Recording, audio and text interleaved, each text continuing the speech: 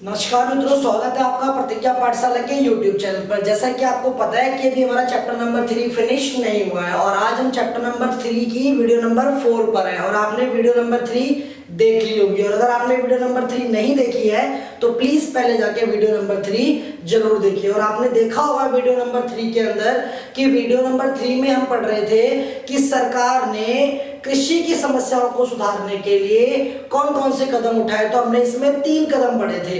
कौन कौन से 3 कदम पढ़े थे? सबसे पहले हमने पढ़ा था तकनीकी सुधार, फिर हमने पढ़ा था संस्थागत सुधार और फिर हमने आखिरी में पढ़ा था सामान्य सुधार, जिसमें से तकनीकी सुधार पर डिस्कस हमने पिछली क्लास में कर लिया था। तो आज हम किस पर डिस्कस करने जा रहे हैं? आज हम डिस्कस करने जा रहे हैं अपने संस्थागत सुधार पे।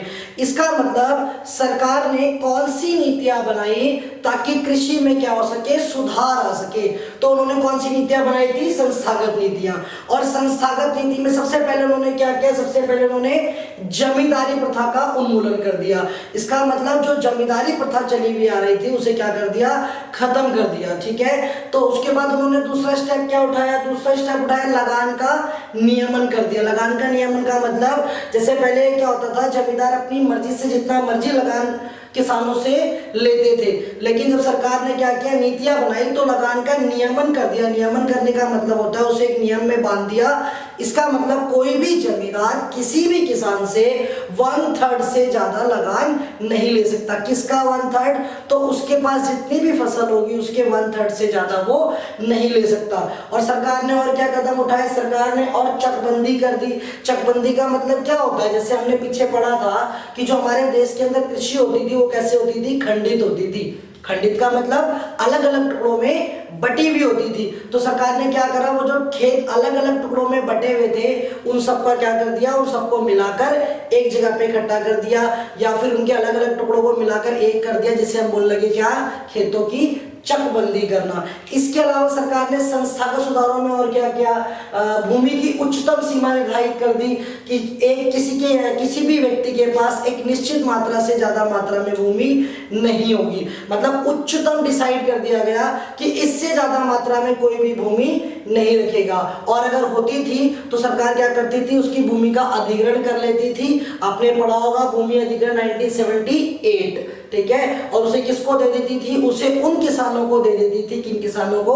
जो किसान भूमिहीन होते थे, ठीक है। उसके बाद सरकार ने एक कदम और उठाया संस्थागत के अंदर, वो क्या था? सहकारी खेती। सहकारी खेती का मतलब क्या होता है? सहकारी खेती का मतलब होता है किसानों को जागरूक किया ताकि बहुत सारे किसान मिलकर एक साथ खेती कर सके, उसी को बोलते हैं क्या? सहकारी खेती। इससे क्या बेनिफिट होते हैं? इससे सबसे बड़ी बात कि जो मशीनें वगैरह होती है वो क्या होता है, सब मिलकर एक साथ खरीदते हैं तो उससे लागत क्या हो जाती है? थोड़ी सी कम आ जाती है, ठीक है। तो संस्थागत सुधार के अंदर सरकार ने इस तरह के सुधार किए। अब हम पहले संस्थागत सुधार को देखते हैं कि हमें एग्जाम के अंदर लिखना कैसे है। तो पहला पॉइंट क्या है हमारा? पहला पॉइंट है जमींदारी प्रथा का उन्मूलन। देखो, जमींदारी प्रथा का उन्मूलन कर दिया गया। किसने कर दिया? सरकार ने कर दिया गया। क्यों कर दिया गया? क्योंकि सरकार ने कृषि के विकास के लिए ये एक कदम उठाया। जैसे कि हमारा क्वेश्चन है ना कि सरकार द्वारा अपनाए गए उपायों की व्याख्या करो, ठीक है। तो क्या कर दिया गया? जमींदारी प्रथा का क्या कर दिया गया? उन्मूलन कर दिया गया। उन्मूलन का मतलब खत्म कर दिया गया, ठीक है। भूमि पर स्वामित्व का अधिकार अब किसका होने लगा? किसानों का होने लगा। उन किसानों को दे दिया गया। किन किसानों को? जो उस पर वास्तव में खेती करते थे। जैसे जमींदार होते थे। जमींदार क्या होते थे? जमींदारों के पास बहुत सारी जमीन होती थी, तो जमींदार खुद उस पर खेती नहीं करते थे, वो किससे कराते थे? किसानों से कराते थे। तो सरकार ने क्या कर दिया? जमींदारी प्रथा का उन्मूलन कर दिया, खत्म कर दिया। मतलब अब ये बोल दिया कि जो जिस जमीन पर खेती करेगा वो जमीन क्या हो जाएगी?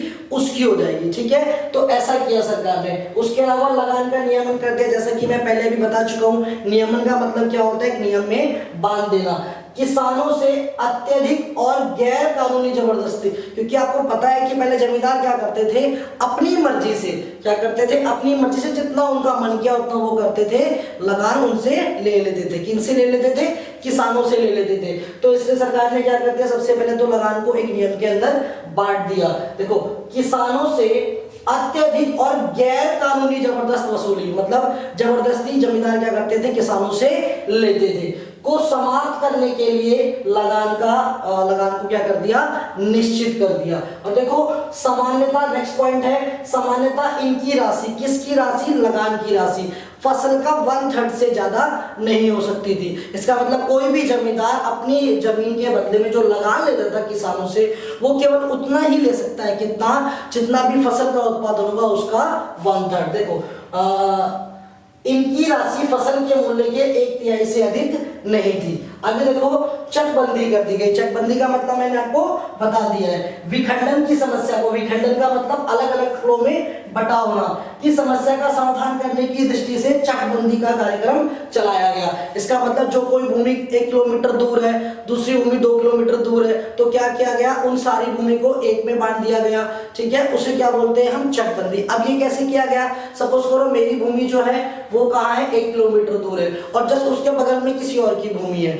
ठीक है, और एक भूमि मेरी यहाँ पे है और उसके बगल में किसी और की है, तो क्या हुआ, वो दोनों भूमि किसी एक को दे दी और ये भूमि मुझे दे दी। इसका मतलब क्या हुआ कि जो बिखरी हुई थी, खंडित थी, उनका क्या कर दिया गया, एक साथ मिला दिया गया। उसे बोलते हैं क्या, चकबंदी करना। ठीक है, चकबंदी वह अभ्यास है, कौन सा अभ्यास, जिसमें किसानों को इधर उधर बिखरी हुई भूमि या खेतों की बजाय एक ही स्थान पर भूमि को आवंटित कर दिया जाता था। जो उसकी अलग अलग बटी होती थी उसको क्या कर दिया जाता था, एक ही स्थान पर आवंटित कर दिया जाता था। मैंने बताया ना अभी आपको पीछे एग्जांपल।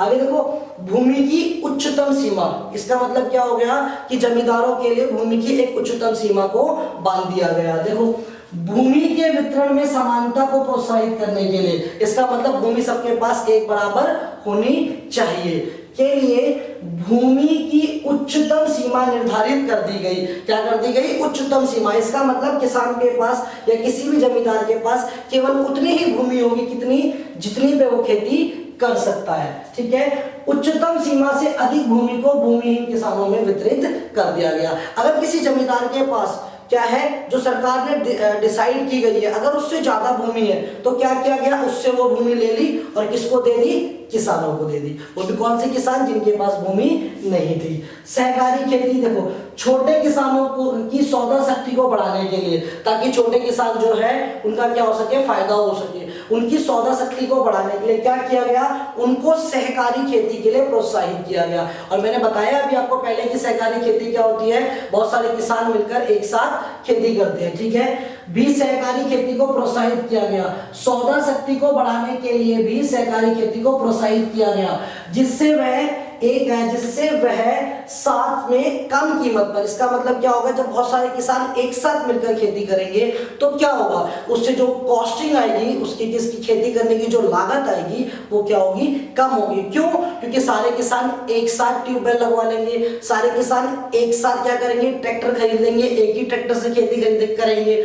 और जब वो बीज खरीदने जाएंगे तो जब वो एक साथ बीज खरीदेंगे तो क्या होगा, बीज भी क्या मिलेंगे उनको, सस्ते मिलेंगे, खाद भी क्या होगी, सस्ती होगी। ठीक है, तो ये सारे के सारे किसके अंदर आते हैं, संस्थागत सुधार में। अगर हम सामान्य सुधार की बात करें कि भाई सरकार ने क्या करा, कृषि को सुधारने के लिए सामान्य सुधार कौन कौन से किए हैं, तो कौन कौन से किए हैं सरकार ने। एक तो सिंचाई का प्रबंध किया ना, क्योंकि आपको पता है हमारी कृषि किस पर निर्भर थी, वर्षा पर निर्भर थी। दूसरी बात, उनको बेचने के लिए, किनको बेचने के लिए, सामानों को बेचने के लिए क्या किया गया, विपणन यानी कि बाजार की व्यवस्था की गई। ठीक है, उसके अलावा क्या किया गया, खेती करने के लिए साख का प्रावधान किया गया। साख मतलब क्या होता है, उधार। ठीक है, ताकि किसानों को सस्ते रेटों पे क्या हो जाए, उधार मिल जाए। ठीक है, तो और उसके अलावा एक आखिरी पॉइंट ये है कि उन्होंने सामान्य सुधार में और क्या किया, उन्होंने समर्थन कीमत देनी शुरू की। किसको, किसानों को। अब ये समर्थन कीमत क्या होती है, समर्थन कीमत का मतलब होता है किसानों को ऐसा बोलना, कैसा बोलना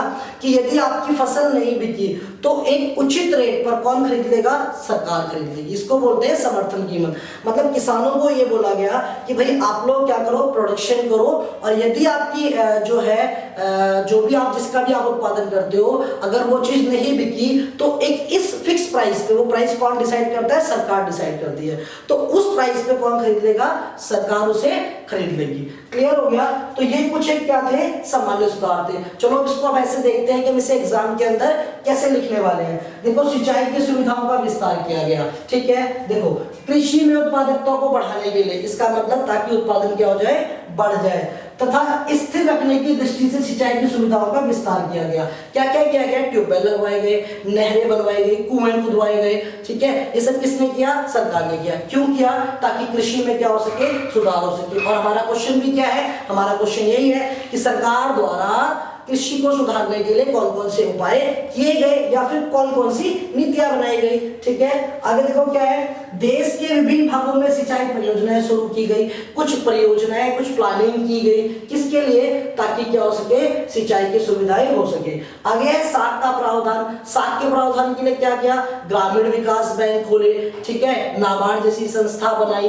किस लिए बनाई? ताकि किसानों को सस्ते रेटों पर क्या हो सके? साख प्रोवाइड हो सके, ठीक है। देखो, किसानों की बढ़ती आवश्यकताओं को पूरा करने के लिए क्या किया गया? सहकारी साख समितियों की स्थापना की गई। किसकी? सहकारी साख समिति, जो क्या करती थी? किसानों को सस्ते रेटों पर क्या देती थी?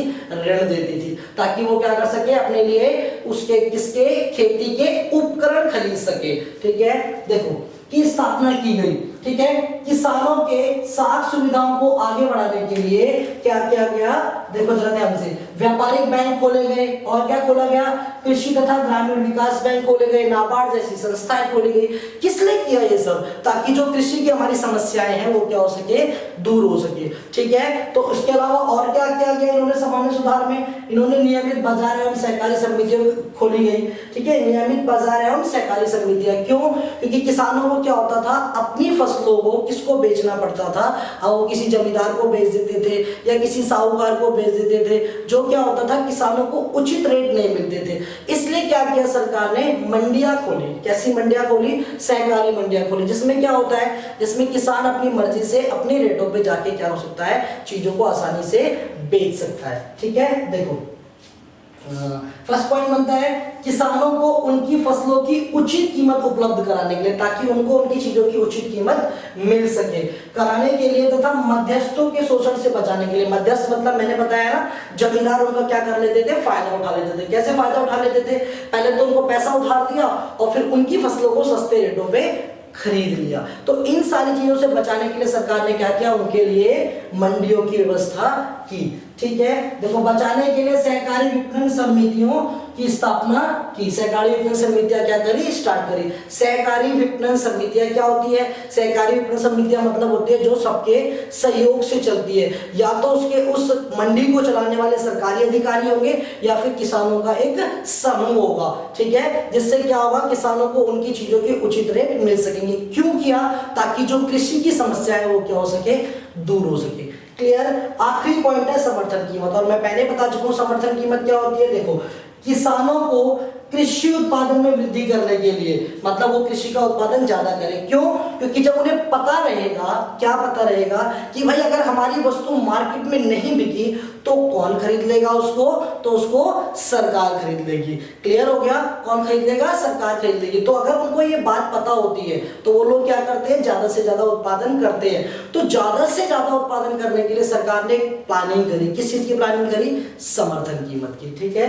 देखो, किसानों को कृषि उत्पादन में वृद्धि करने के लिए सरकार उन्हें उपज की न्यूनतम समर्थन कीमत देने का आश्वासन देती थी। न्यूनतम समर्थन कीमत देने का आश्वासन ही नहीं देती थी, बल्कि क्या करती थी? वो उनसे उनकी वस्तुओं को न्यूनतम समर्थन कीमत पर खरीदती भी है। और ये सब क्यों किया? क्योंकि हमारे सामने कृषि की बहुत सारी समस्या थी और समस्या को सुधारने के लिए किया। तो हमारा आज ये क्वेश्चन क्या हो गया है? कंप्लीट हो गया है। अब हम नेक्स्ट वीडियो में पढ़ने वाले हैं, क्या पढ़ने वाले हैं कि भाई सरकार ने इन समस्याओं को सुधारने के लिए ये 3 कदम उठाए। तीनों कदम हमने पढ़ लिए। तो क्या इसकी कोई उपलब्धियां भी हुई? अगर आपको ध्यान हो तो हमने फर्स्ट वीडियो में पढ़ा था, इसी चैप्टर की वीडियो नंबर फर्स्ट में क्या पढ़ा था कि कृषि हमारे लिए क्यों इंपॉर्टेंट है। सेकंड में हमने क्या पढ़ा था? हमने पढ़ा था कृषि की समस्याओं के बारे में। किसके बारे में? कृषि की समस्याओं के बारे में। और हमने थर्ड वीडियो में पढ़ा था कृषि की समस्या को सुधारने के लिए सरकार ने कौन कौन से कदम उठाए, जिसमें से हमने ये अपने तकनीकी कदम वीडियो नंबर 3 में पढ़ लिया था और आज वीडियो नंबर 4 में हमने इसे कंप्लीट कर लिया है, ठीक है। तो मे भी आपको सारी चीजें समझ में आ गई होगी, और अगर नहीं समझ में आई है तो आप क्या करोगे? कमेंट बॉक्स में कमेंट करोगे। क्लियर। अब हम नेक्स्ट वीडियो में मिलेंगे क्या? कृषि की उपलब्धियों के साथ। नमस्कार।